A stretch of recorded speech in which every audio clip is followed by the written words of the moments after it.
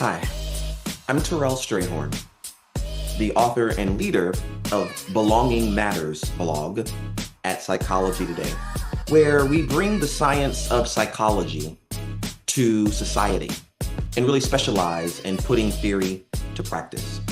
The whole essence of the blog is to express psychology in life because you matter, and so does your life.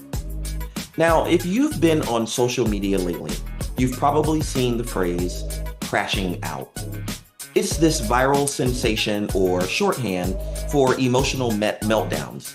Someone who loses it at work, a student who trashes their dorm, or a person who gets into a shouting match in Walmart or Target's parking lot. We've all seen it, maybe even felt it. Crashing out is what happens when our emotional battery hits zero. It's when stress and loneliness and overload collide. And right now, there's a troubling trend. We're not just crashing out more often as a society, we're celebrating it. We are liking it, we're following it. It is literally going viral. Scroll your feed and you'll see it. Folks calling emotional outbursts, keeping it real, just being raw, being myself. I said what I said. But here's the truth. What's being sold as keeping it real is actually often emotional dysregulation, the inability to manage one's big feelings in healthy ways. Let me be clear, it's okay to not be okay, but losing control isn't strength, it's scary. Managing emotions is strength.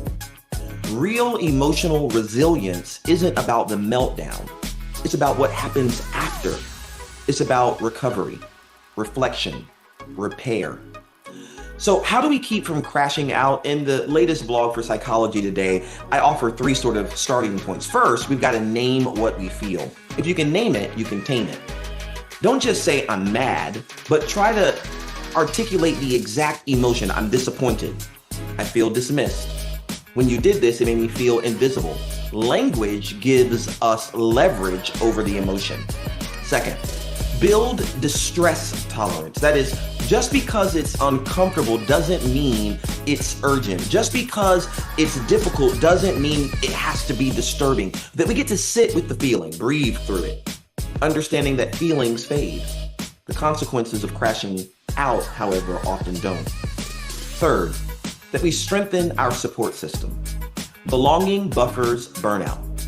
We do need people who help us evaluate, not escalate our emotions. We need people who will cause us to interrogate, not instigate those feelings. They don't rage bait us, but rather they try to calm us down. Crashing out may be trending, but emotional chaos doesn't have to be our default setting. It often leads us nowhere. Listen, you belong here, just the way you are. You're enough and never too much.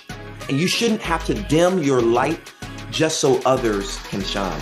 I'm gonna invite you to read the full piece, How to Cope Without Melting Down or Burning Out, now on my Psychology Today blog, Belonging Matters. Until next time, listen, do good, be good, do good work.